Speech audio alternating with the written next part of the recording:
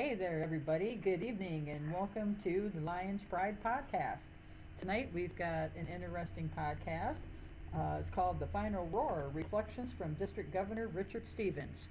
And we're going to be talking with Richard because he is our outgoing district governor. And we were kind of curious as to whether or not all of Richard's goals and dreams and hopes had been met this year or not. So I'm your host, Lori. And my other host, Jerry, is sitting across from me, and we're ready to talk with Richard. So I hope you guys are ready to listen in. Good evening, everyone. We're going to go ahead and welcome District Governor Richard Stevenson. Richard, how's it going tonight? Good. Thanks. How are you tonight? We are doing fantastic. Thank you for joining us tonight on the Lions Pride podcast. Why don't you it's go ahead a great pleasure for me. Good. Why don't you go ahead and just give us a little bit about your Lions journey? My Lions journey. Okay. About 13, 14 years ago, I was invited to go to Hermosillo, Mexico on a vision mission, and I asked where the glasses came from, and they said, talk to that woman over there who happened to be a Lion and worked for Alert, and she explained what Alert did. So I came back and I said, I'd like to join Alert, and so I joined the Lions at that point and started working at Alert. Which, as you know, is a glasses collection, sorting, cleaning, reading, and so forth, and then sending them out on missions kind of place. And so I worked in that for a while, and that got me started in vision screening. And I was with the South Tucson Lions Club at that time. And so we started a little branch that was doing vision screening in the schools. And we got up to be quite a good size, and we spun off and became our own cyber club at that point. And then I was zone chair and got involved with creating the Global Lions Forum, which is a Facebook group that covers Lions around the world, and got involved with being an area leader for 11 states in the kind of western mountain area. And then now I'm a district governor for 21 South, and I wasn't planning on doing that, but the district governor-elect passed away, and that was a heartbreaking situation, and I was asked to step in, so I did. So now I'm finishing up my year as a district governor for 21S. Wow, very interesting. A lot of different things going on there. That trip down to Mexico, how was that? You know, it was very, very exciting. We spent 6 days down there in a part of Hermosillo that was very poor, and I think we saw maybe 3,000 people, and we had ophthalmologists with us that were actually doing eye surgeries, and we were passing out glasses, and my job was to fit the glasses to people's faces. And I was able to see little kids and old grandmothers who could no longer knit, and when they left they could knit, and it was a really heart-moving experience for me. I very much enjoyed it, and I wanted to do more at the end of that, and Lions was the organization here in Tucson that allowed me that opportunity. Very nice. So that kind of started kicking off your whole service career then, was that nice little trip down to Mexico. Yes, and you know, and one thing leads to another in Lions. I mean, if you want to do vision screening for kids for the rest of your life, you can do that. On the other hand, if you want to sort glasses and then do vision screening and then pay for exams and glasses and start a club and run it and then move on over and work with flags for first graders or recruiting or training or whatever it is you'd like to do, it's a lot of fun, and it allows you, and in my case, I'm retired, so it allows me to use the skills that I've spent a lifetime learning to do different things here in Lions. And, you know, as a volunteer, you're not working for money, so you can decide what you'd like to work on and how much you'd like to work on that versus something else. And if you'd like to do something different, you have that option, because in Lions, there's always an opportunity to do something different. You work on what you'd like to work on. And that's one of the beauties of Lions. And one of the things I enjoy is that I haven't done the same thing for 3 years in a row ever. You know, it's always something new and different. Yeah. That is definitely one good thing about Lions, is there's a different road for everybody, and definitely get to learn different things. Yeah, most definitely. That's one of the things I enjoy about it too, is that we get to do all sorts of different stuff and volunteer for different projects and stuff like that.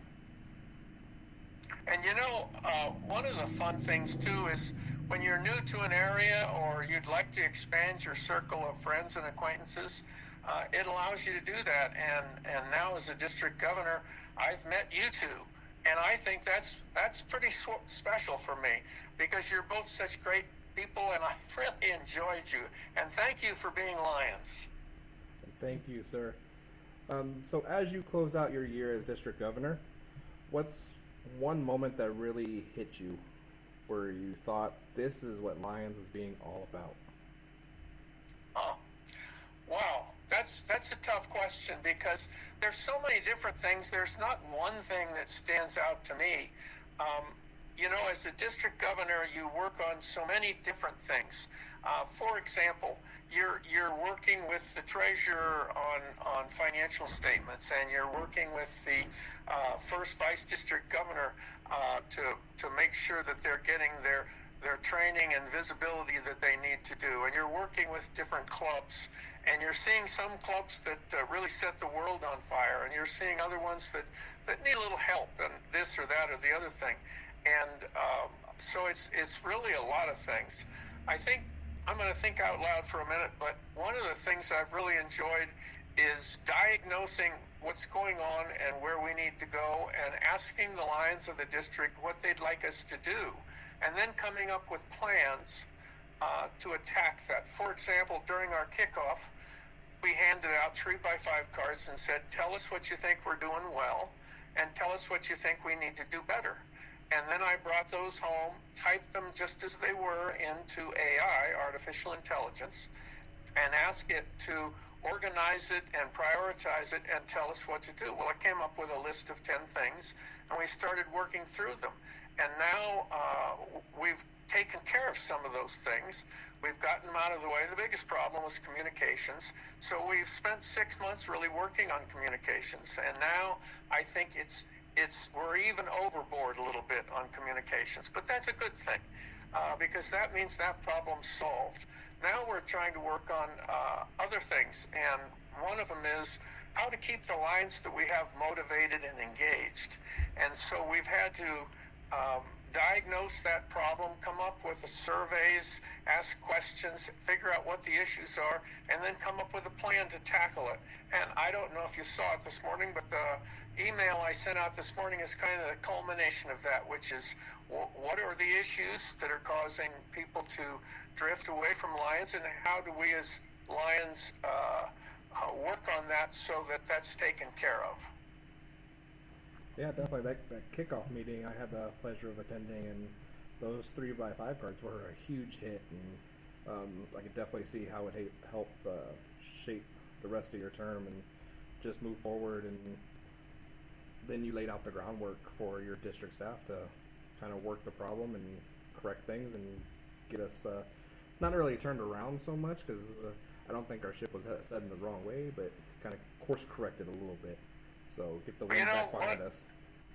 One of the things I did this morning is I put up a post in our Global Lions Forum, which has 30,000 Lions from around the world in this Facebook group, and I asked the question, tell us what is the purpose of a district in as few words as possible.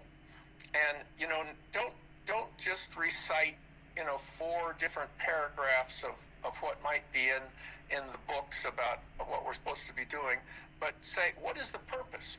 Why are we here? What is it we're supposed to be doing? And you ought to be able to say it in 2 or 3 words, you would think, right? You should. And a lot of the answers that came back were, the purpose of the district is to serve the clubs. And that's what it means to me. We're here to serve the clubs. The clubs serve their community. They volunteer in their community. And it's up to us to help them do that. And I think that's what we're supposed to be doing. And I hope we're moving in that direction.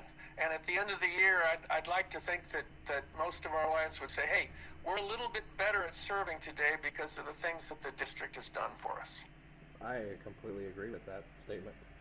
Yep, I do too. And I love all the emails that we get from you. Yes. You keep us very up to date, Richard. I will say there is no fault with you when it comes to keeping your members up to date with stuff. Yes, I can start out the morning with a clean inbox, and by lunch, it's not clean out anymore. Yeah, no.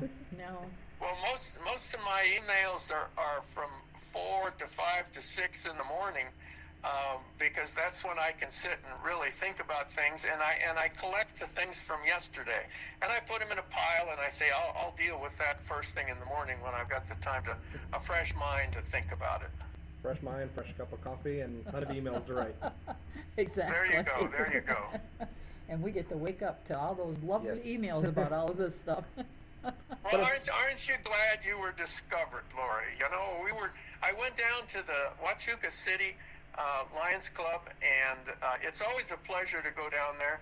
And I haven't visited for a couple of years, but I sat next to Lori and got to know her, and I said, you know, this is one of the blessings of Lions when you're dealing with clubs as opposed to you know, doing the other issues, and that is meeting new people. And so it was just such a pleasure to meet Jerry and then to meet you as a result of it.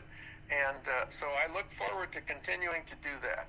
Yeah, it was great meeting you while you were down here too, and Sandy and all the other people that came down for that portal training that we hosted here. Yeah, that was fun. Yes, Yeah. it was.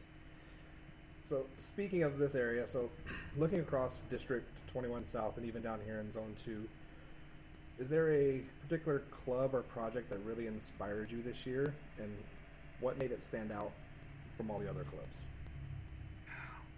Well, I have to say that Benson was one of the high points.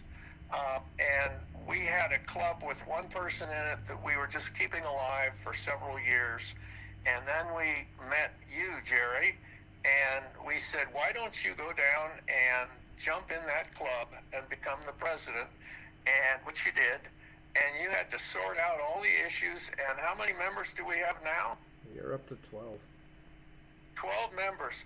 That's a fantastic job. It's really, really impressive, and thank you for that. And I think it goes to show when you put a spark plug somewhere, it really can make a difference. And what we need to do now is to find 2 or 3 more spark plugs for some of the other clubs. Another issue we've got is we've got clubs that have, I hesitate to say drifted away, because I'm not sure they drifted away, but we have lost contact with them. And I think they're of the opinion that we really don't need the district. And the proof is we haven't maybe heard from them in years, and we're doing just fine. And down in your district, we've got 2 or 3 clubs like that we're not in touch with, we're not communicating with, we're not serving them, we're not helping them. And I hope that you're going to be able to, in short order, as the zone chair down there, to reach out for those folks and start getting them involved in our, if not our convention, at least maybe following the social media, maybe responding to the emails, and maybe we can get down and visit some of these clubs in the future. Yes, that is definitely a goal of mine, being the zone chair down here. And just the one club that I was able to really break through was the Tombstone Club. And when I did a club visit, they're like, "Oh my God, we have a zone chair again." So they were really taken back by it, and like really appreciative that, you know, there's a zone chair down here from the area and willing to travel and go meet them. So it's baby steps, and it's just keep chipping away at the wall that these clubs have put up against the district staff. Yeah, well, they you don't know, know. I'm gonna defend the clubs for a moment. I'm not sure that the clubs have gone out of their way to do that. I think we've lost touch with them. We have ceased to be relevant, and we have ceased to stay connected with them. And just like you said, oh, we've got a zone chair again. That's certainly not their fault that we haven't had active zone chairs. And I think we really need to work on that. We need people who are going to be involved with the clubs and figuring out how they can help the clubs and how we can help the zone chairs. And that's what we're here for. I take you back to what's the purpose of the district. It's for us to support the clubs. We can't support them if we're not meeting them where they are. Yes. So that's my view of it, and I think we're doing a better job, and I think next year we're going to do a better job, and the next year we're going to do a better job, and we're going to be really doing well. Yes. Yeah. And you know the old saying, out of sight, out of mind. So, you know, sometimes things just kind of fall to the wayside, unintentionally, and you know, you're busy doing all this other stuff, and then all of a sudden it's like, oh, wait a minute, we have, you know, this other club over here that, you know, we haven't had any contact with or done anything with in a while. So, you know, Yes, it happens, exactly. unfortunately. But it's nice that, you know, people are starting to step up more, and you're getting zone chairs that are trying to get out there and let them know, like Jerry, you know, and stuff, that, hey, we are out here, and, you know, if you need something, we can help you. Right, absolutely. So, you know, we've actually been talking quite a bit about membership in the Roar rooms and stuff like that. It's, you know, one of the biggest conversations that we kind of have here in District 21 South. From your perspective this year, what kind of actually worked, what didn't, and where do you think we need to shift our focus to for that? Let's start with why we want to grow membership. The second item on the 3x5 cards from the clubs was, we want to grow our club, we want more active members, and we want to attract more young members. So we're not showing up in front of the club saying, this is what you need to do. We're reacting to clubs and saying, you would like more members? Let's try to help you. And the first thing we can do is to say, what are we doing now? And where are we now? Where do we want to be? And how do we get there?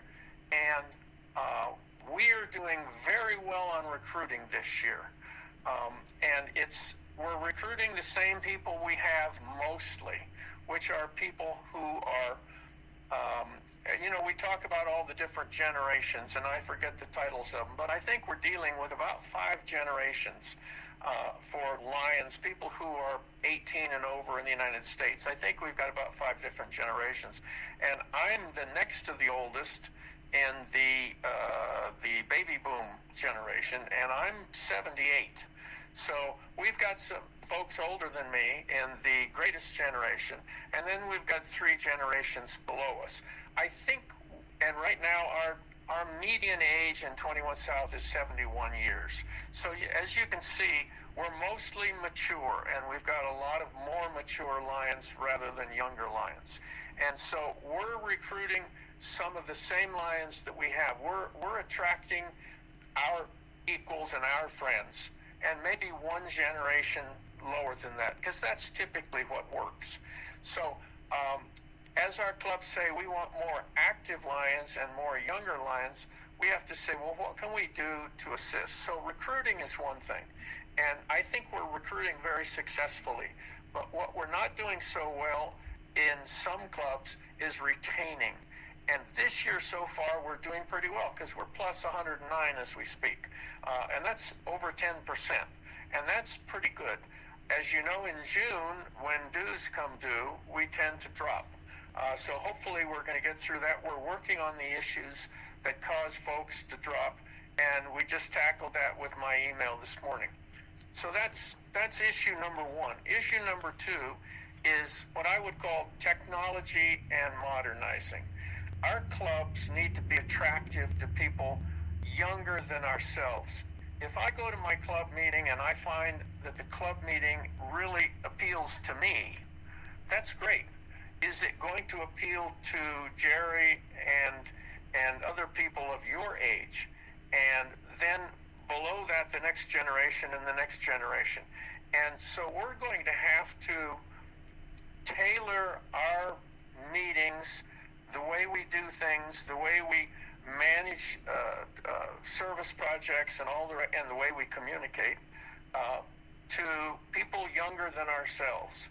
That means more technology, less tradition, less meetings for meeting's sake, and in my opinion, more fun.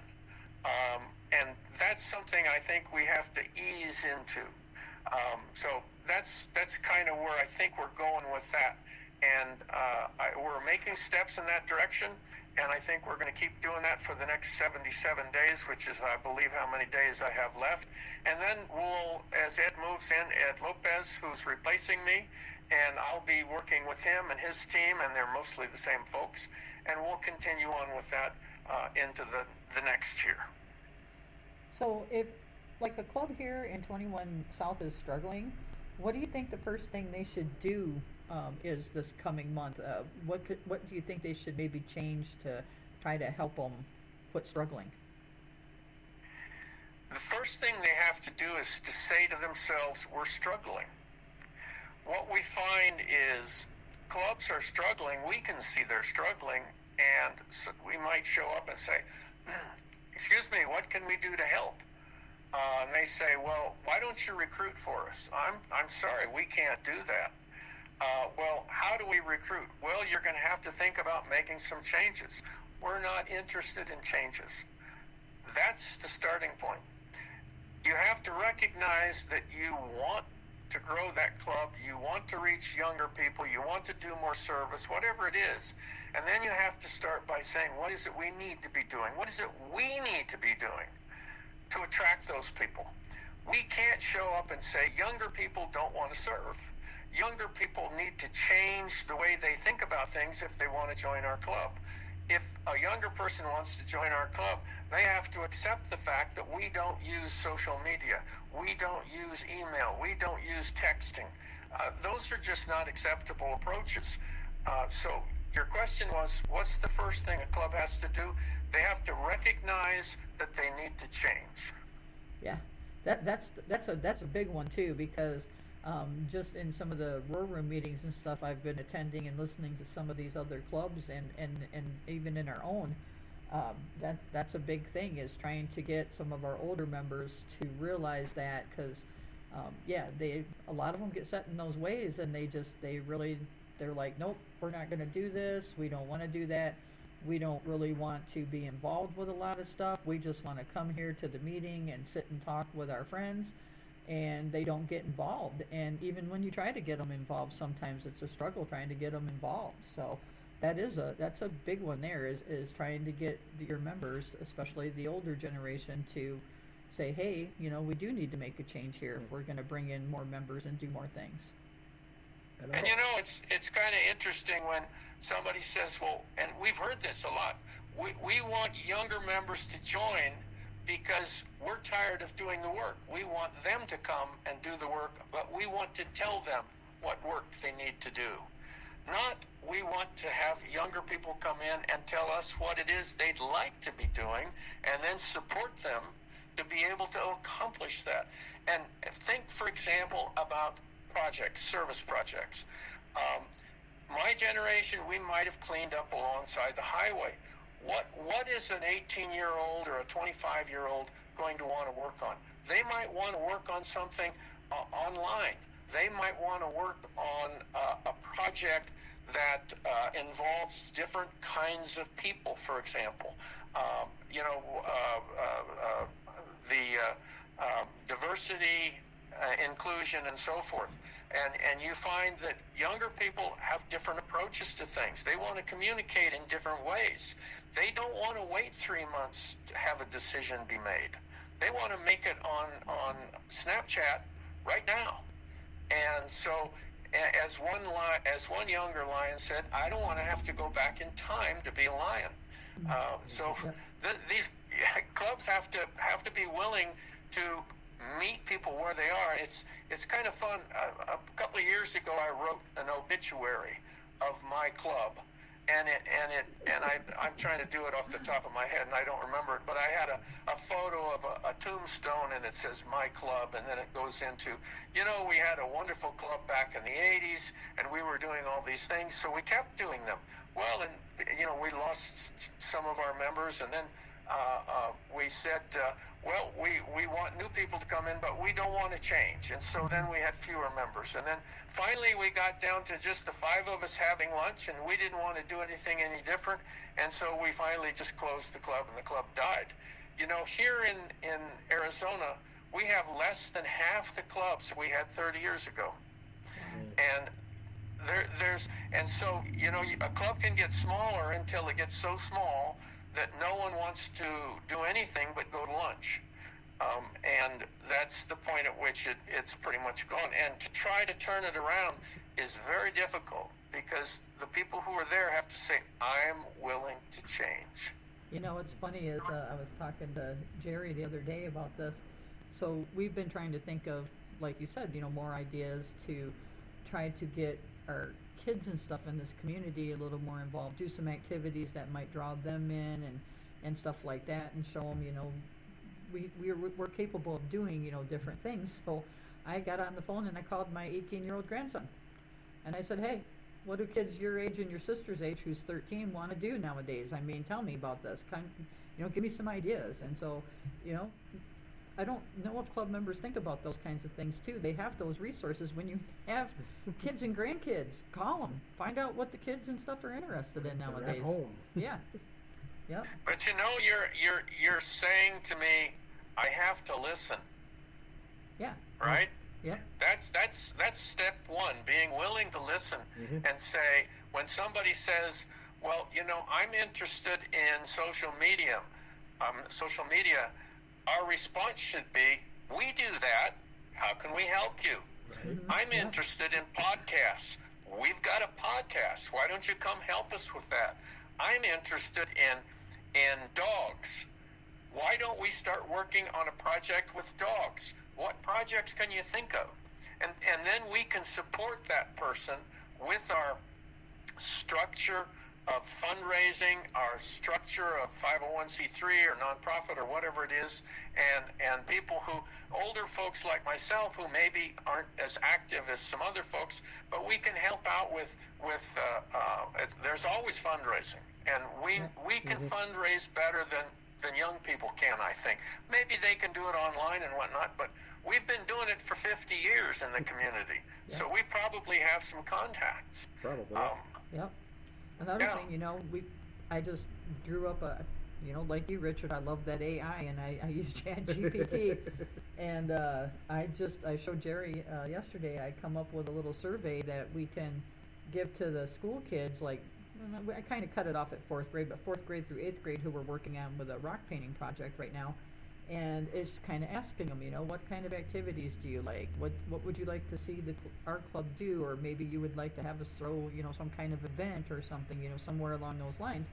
And so I'm going to give it to the school to distribute out and get some ideas from these kids and stuff like that. And hopefully, we'll be able to help them out with stuff. And, if they're interested in doing certain projects, like, say, maybe drawing, or maybe they want to do some kind of a sporting event or something like that. And we just had a curator from the Southern Arizona Museum in for a presentation, and I'm thinking about going over and talking with him and seeing if we can't maybe put something together to invite some of the kids and the families out to do like a dig here where they found a dinosaur way back when.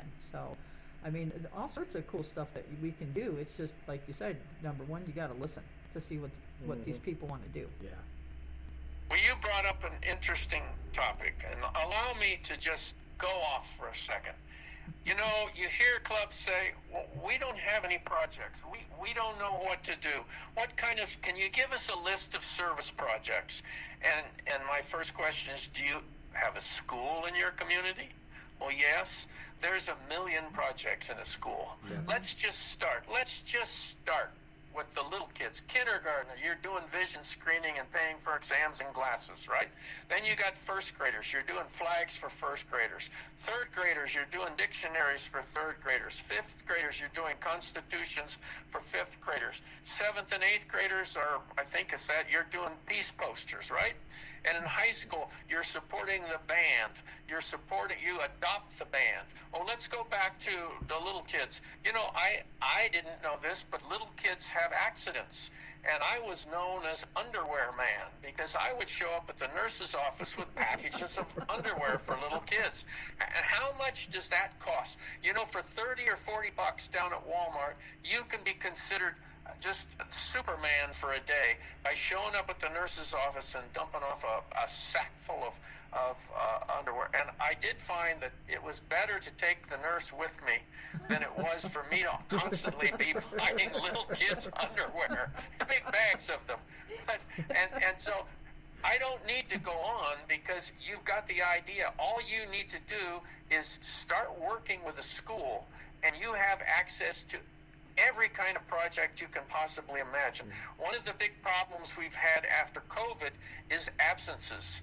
And so we went down to 2 different grammar schools and said, how can we help you with absences? And they said, well, here's what we think could help. We're, gift cards to incent parents to make sure the kids get to school. And so we put together, I don't remember, it was a couple $1,000s in gift cards, and made them available. So each month the kids with perfect attendance got the gift cards, and we went down, and it was just the most amazing thing. It was so much fun to be there with the parents and to see the kids showing up more for school. So, and then you've got kids without sufficient funds to pay for their school lunches. You can pay for school lunches. You can show up at the school and say, how many kids here need funds for their school lunches, and pay off their debt. While we were in one school doing vision screening, we always do it in the cafeteria. So I went in the cafeteria, and the ladies that worked in the cafeteria were non-English speakers, and I spoke to them in Spanish, and I said, come on out, we're going to do the vision screening for you two. And there was this one little old lady who had been there her whole working career, and these were all her kids, we identified her as needing to see an exam, and she was probably close to 60, and she says, why are you doing this? And I said, well, we're going to see if you need to see an optometrist. And so we did, and so we gave her a card and said, here, you call this number where we had it was America's Best. And the gal that ran the place was bilingual, and so we said, you call her. She's going to set up an appointment for you to come in and get an exam and 2 pair of glasses. So she says, well, why are you doing this? And I said, because we love you, and this is what we do. And she was crying, I was crying, and I walked out saying, this is why we do what we do. Right. And if you can't find projects in a school, you're not paying attention. So the next time you hear a club say, we don't have any projects, you just ask them, do you have a school in this community? You've got all the projects in the world. Right. By the way, you have people who would join your club too. Yeah, exactly. Yep, that's the goal. I mean, if you can do projects involving, things the kids need and stuff like that, they have parents. So yeah, and school nurses and school librarians are your best lions. Yep. Yeah, true. Yes, that is true. So, Richard, leadership lessons here. So, for club presidents and incoming leaders across, District 21 South, what is one thing you learned this year that you wish every club leader understood from day one? You keep limiting me to this year. My Okay, goodness. okay, Richard, expand. Just go ahead and expand. Take the year off. I Just know. Go from wherever you want to take us, Richard. You take us. Yeah, we'll go down your path with you, Richard. I think Lions club presidents, I think, are trained on how to run a meeting. And club presidents really need to be the organizer of the club. And if not the heart and soul, then the heart doctor and the soul doctor of the club, and be able to surround themselves with the people to make that club run. For example, you have to have a secretary that can operate the portal. If you don't, you can't survive. And you have to have a treasurer and the secretary who can get the dues in the door, get the dues paid, and balance the books, if you will, even if it's on the back of a paper bag with a Crayola. Those two functions are absolutely important. And then after that, you have to be doing service. You notice I didn't say take the minutes, right? Correct. Mm-hmm. Because I really don't care about the minutes. What's important is the service, and you have to have Lions, and you have to have the bills paid to be a club. Beyond that, it's the service that's important. So it's not just running a meeting once a week. It's organizing the service projects that the community needs. And so then you start accessing the tools that are available. We have so many tools that are available, and the average Lion is completely unaware of most of them. We have the club assessment program. We have the community assessment program. We have ChatGPT that's been designed by Daniel Marnie Elkins to support us with Lions. We've got all these different tools, lists of projects for raising money, lists of projects for doing service. We've got all this stuff, and so you pick and choose what you need to get things moving and to keep the Lions motivated, and mostly to have fun. And we see some clubs where you go in the door and you've immediately got a smile on your face. Somebody has hugged you, they've shaken your hand, they've welcomed you in the door. You feel just good to be there. And when you leave and you drive home and you say, I really had fun, I want to go back to that club again. We've also got the opposite. We've all been there, right? The club that you drive home and you say, boy, it's going to be a long time before I want to go back there, because people aren't having fun. And the president has to be the one, in my mind, who's directing all of that to come up with the right answer for that club. So with that being said, our presidents and the leaders of our clubs, how do you think that they can better support their members without burning themselves out doing some of this stuff? Because a lot of them do tend to get burnt out trying to make sure that things are running smoothly and people are coming and having fun and things like that. That's an interesting statement. Number one, we're all volunteers, and we all have to keep that in mind. I have to keep it in mind for others, and others have to remind me of it as well. So we're all volunteers. We can only work on Lions when we're done with our families and done with our careers and the other things in our lives. This is something we do in our spare time. And for most of us, it doesn't become an obsession like it does for a small handful of people. But so we're all volunteers. That's number one.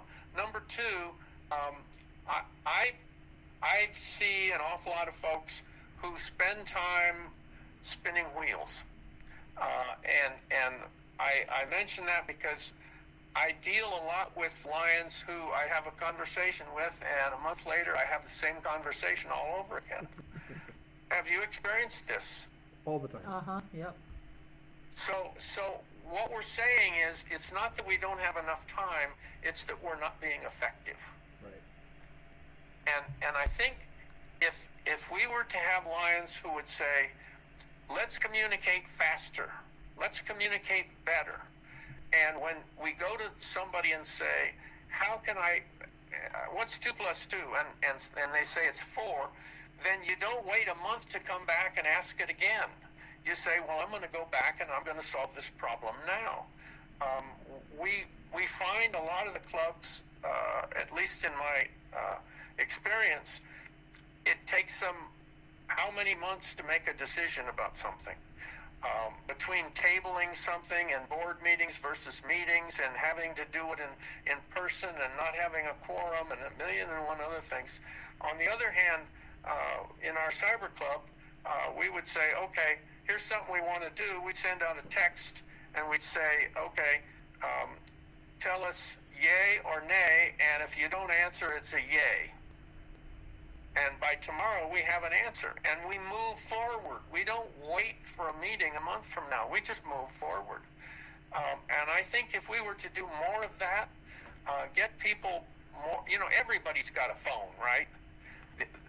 10 years ago, we were saying use social media, and everybody was fighting that. Now everybody's got a phone, and they're kind of used to social media, so we're not fighting that anymore. But now it's texting. Let's just text it and move on, I think that answered the question you were asking, but I've forgotten what the question was. So how's that? I would say, yeah, you definitely answered the burnout question. Yep. But we do have, there is the issue of cycles. You ever heard of the concept of cycles? And it's clubs have cycles and people have cycles. And so as you're young, you get married, you fall in love, you get married, you have children, you have career, and then maybe you have a little more time for Lions, and then you get past that and you have grandchildren, and so there's, over the course of your lifetime, you have these different cycles when you have more interest in Lions and less interest in Lions. And one might suggest, for example, if they were district governor for a year, after having been a second vice district governor, a first vice district governor, and then immediate past district governor after a 4-year stretch, I could see somebody say, I want to take a year off. And that's perfectly okay, because we all can't go at 100 miles an hour for our whole lives. We have other things, other interests we want to do too. And that's where one of the first things I mentioned was, that's where Lions is fun, because when I got tired of doing vision screening, I was able to get into recruiting. When I got tired of recruiting, I was able to go into fundraising. When I got tired of fundraising, I was able to do, all these different things. And so it's been a lot of fun. But if somebody said, we want you to go back and be a club president, for example, I'd say, I'm kind of presidented out. I'll support a president, but I may not want to do that again just yet. And maybe in 2 or 3 years, I might be interested. Right. So, Richard, when Lions and District 21 South look back on your year as district governor, what do you hope they would say about your leadership and your impact on our district? I'd like to have people say that I was present and I listened. Okay. How's that? Definitely very good. I mean, coming from myself, I can definitely concur with those. Just the, especially over the last 6-7 months. Yep. I've definitely seen a shift, being more involved myself, and getting to know more and more people, and working side by side with you on some projects and some other things. It's definitely been a good vision going forward. And as we look to close out your year, this is not my year. This is our year. I'm just the one sitting with the little title at the end of my name. It's not. I'm trying to help. And there's really no start and stop to this. This is a continuum, and so I'm just here for the time being, and then we'll move on. And something else, Jerry and Lori, is that I didn't know you were there, and I can say easily, I think there are many Lions that you don't know are there. But it's going to be your turn next. It's kind of your turn now, but in future it's going to become your turn more. The more we can find the Jerrys and the Loris in the Lions, the spark plugs who want to step forward, the people who would say, podcast, we can do a podcast. We don't need help from the district. We're just going to do it. The more we have folks like that discover and support and say yes. Just saying yes sometimes is half the battle, instead of oh no, we can't do that, So I think finding those people is really the key issue here, and broadening our scope to open the door, open the horizons for people to say, you want to do that? Let's do it. Go for it. I mean, the word yes just has so much power behind it when used properly, So I love the power of yes. Yes is a good word. So Richard, any final messages to every Lion, not only in District 21 South, but Arizona, just any Lions around the world that are listening to this podcast, any final messages to them?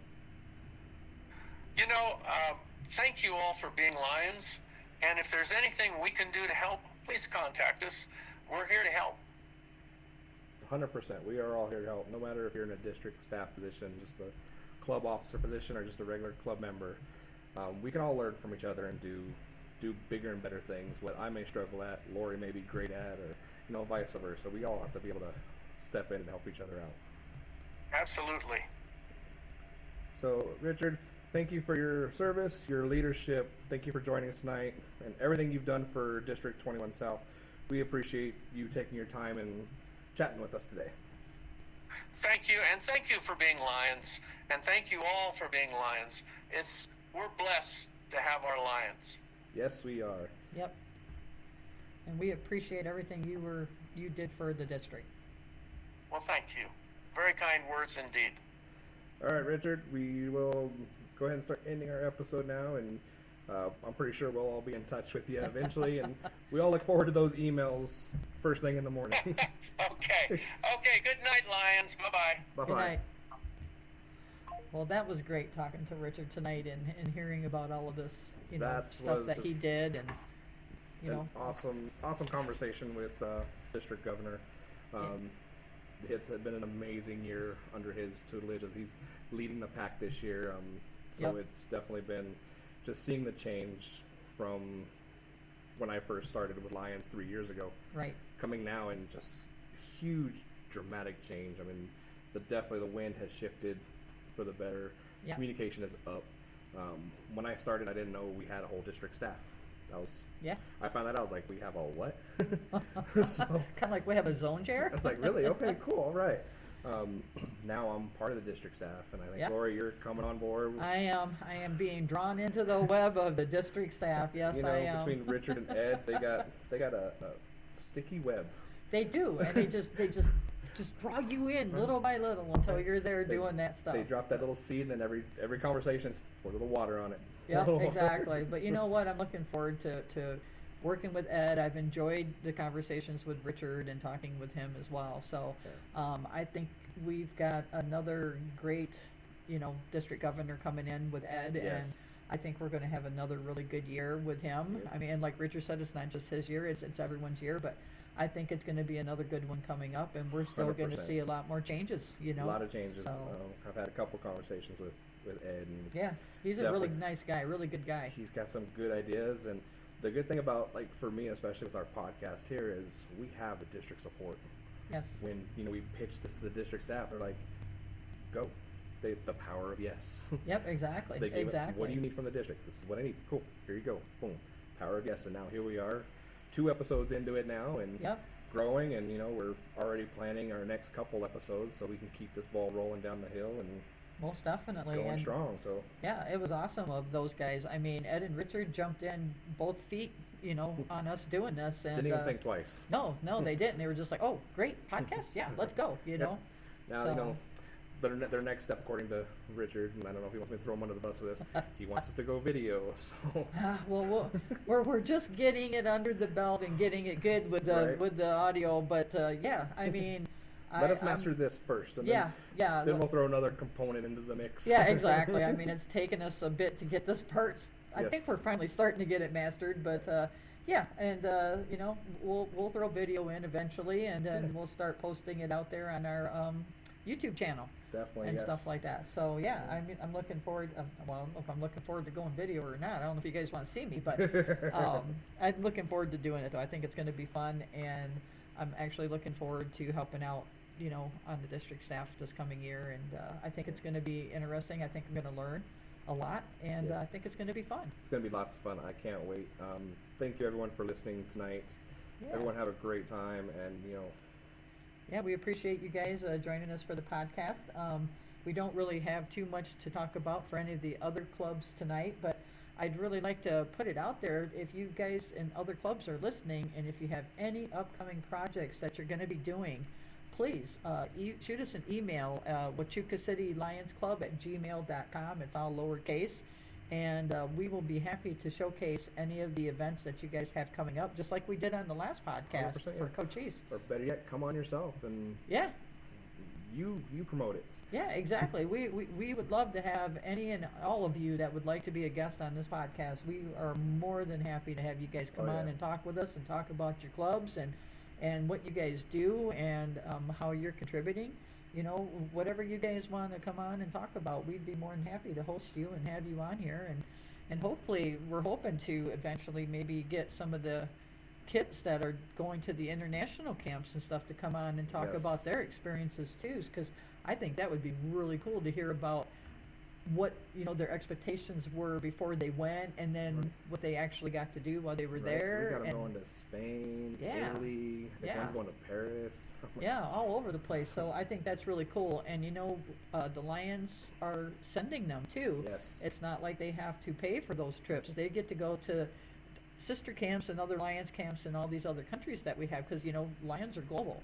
So Oh, yeah. so I think that's really cool that they get to do that, and I'm really looking forward to hopefully being able to talk to some of those guys when they get done with Get their back, camping. yeah. They come back, because I think that's going to be really interesting to hear Yeah. how it worked It for would them. be a good podcast, good talking, and just good conversation. Yeah, I think so too. Just Just hearing, and it's just going to be exciting for them, to Yes. talk about their experiences and what they did and Yep. stuff over there. And if we could possibly work it out, it would be really cool if we could talk to them while they're over in some of these camps. But unfortunately, sometimes the time differential is a little bit hard to work out. So I don't know if I'm up for a podcast at 2-3 o'clock in the yeah, morning. no, they're harder to plan out. Yeah. But anyway, so not too much going on right now that we've heard about from the other clubs. I mean, our club has our rock painting project that we're doing with the Huachuca City School and Huachuca City itself. Huachuca City was able to get it okay to finish out a walking path that we Yes. have here in the park. And one of our other club members, Earl, is going to be going, and Ann volunteered to go into the school, and they're going to work with the kids to do the painting with brushes. And Earl knows how to do paint pouring, so he's going to show the kids, older kids, how to do some of that. And we're going to be working with the special needs kids with that as well that are at the school. So that's a big thing that we really wanted to support, was the special needs kids. Yes. Especially. We Yeah. didn't want to leave them out. So 100%. Yeah. yep. So Earl made sure that they are included in it, and so we are going to be doing that. And the kids are going to be painting this whole next week, pretty much. And then on May 1st, we're going to be placing those rocks along that pathway. And we've got some of the local news medias are coming out to cover that, so that's going to be cool. We've got Cochise County Voice and Cool FM and Sierra Vista Herald is Nice. supposed to be coming out to cover the rock placement. And I know Cochise County Voice is actually going to get some pictures of the kids in the classrooms, and we're also going to have some pictures of the kids, and we're going to get them posted on our Facebook page. Good. So Good. Earl, I do wish you the best of luck on a bunch of kids painting. Could be kind of messy, but let them have fun, right? Exactly. yeah, Earl's sitting here listening to the Yes. podcast tonight, and so we wanted to give a shout out to him, and of course to Ann, who volunteered to go in and Yeah. help Earl. She came today too to help us get the rocks transported over to the school. So Don't forget to add Lori in for help with the rocks. oh Oh, yeah, I got to go help with the rocks, so that was fun. We Lori's ended been up- very instrumental in making sure this thing kind of gets up off the ground, and It's been fun, let me tell you, getting it up off the ground. it's But been a project. But it has been a project. the but we're- end of it will be great. Yes. I mean, it's gonna just beautify our park even more than it already is. It is, and, you then know- those kids will have that ownership because they can go out there and show all Yep. their friends and their parents and grandparents all that.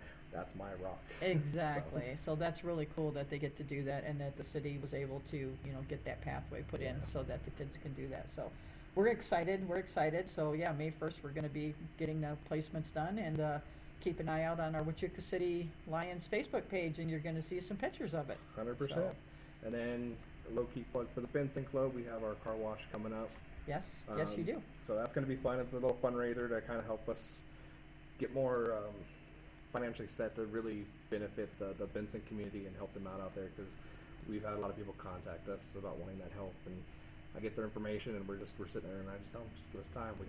We're getting there. We're Yeah. getting there. So Yeah. so if you guys are in the Benson area coming up, just come on out and. Let them know where you're going to be. Oh, we just changed the location because some things changed. So it's 600 4th Street in Benson. It's right across the street from the Jack in a Box on the main drag there. So we'll be out there. I'll have a big canopy out there, the Lions written all over it. Out there having fun. It's going to 8 to 12, I think our schedule is set for. So we'll be out there having fun. So if you're in the area, come on out and donate what you can. It's with the car wash itself, it's donations only. We're not asking for a set amount, just whatever you can to help us help that community out there. So Yeah, and I mean, it's awesome because, like Richard was saying, Jerry just got that club up and running again, and now they've got 12 members, and they just got started again. What, not even 2 months ago, has it been? I officially took over in end of January, beginning of February. Yeah. So. Yep. So yeah, and they've already got up to 12 members. So if you guys are in the Benson area and you're interested in joining, the Lions Club, or you don't even have to join, you can always just volunteer for some of these projects, yeah. And come out and meet us and see what we're about, and maybe you'll think about joining after you come out and volunteer. But yeah, if you guys are interested, get a hold of Jerry. Again, you can shoot an email to the Huachuca City Lions Club at Gmail, or Jerry, you have an email set up for over there too, don't you? I do. It's bensonazlionsclub@gmail.com. There you go. Pretty easy to remember those. I mean, it's just a club name and at Gmail. So trying to make it easy. Yeah, I know. That's the best part about it. We do try to make things easy. And if you guys happen to be here in the Huachuca City area Sunday morning, please keep an eye out, especially if you're out there early, around 8 o'clock or so, because a bunch of us are going to be out there on the side of the highway, and we're doing a highway cleanup project. We adopted a section of highway, so we're looking forward to doing that Sunday morning. So if you see us out there, please slow down and keep an eye out for us, and try not to hit us. We're a bunch of old people. Well, not a bunch of old people. We do have some younger people. Some younger members out there. But anyway, so yeah, just kind of be aware, and it's not just for us being out there Sunday morning either. That's anytime you see any of these people out that have adopted the highway and are cleaning it up. Please be aware when you see them and slow down. You don't need to go flying by these people. Yeah, if you can, get over. Yeah, exactly. So just, think of it like, oh my God, little police officers out there. Something. Just wearing yellow vests. Yes, just scoot over, get on by. Everyone needs to stay safe out there on our roadways anyways. Yes, So. most definitely. And for some reason, it doesn't seem to be safe out there anymore nowadays. It doesn't. It's so crazy. I know. It's bad. I see more accidents, and I understand, we have social media and stuff like that, so we probably hear about them more, but it just seems like there's been so many. Yes. Oh my gosh, it's Yep. crazy. I mean, there was a horrible one up, was it Highway 191 up there? Yep. Yeah, there was a horrible one. There was a lot of, some fatalities and a lot of injuries and I was stuff. following that one. It was very tragic out there. And Yeah, so our thoughts go out to all the families, that had loved ones that were involved in that, because that was a pretty bad one. Yes. So. All right, well, everyone, we wish you all a good night, and everyone have a wonderful couple weeks, and we'll see you on the next episode. Yes, sir. We'll be back in a couple weeks, so don't forget to tune back in and listen to us. And again, you guys stay safe out there and have a great weekend. I hope you all have a great weekend anyway.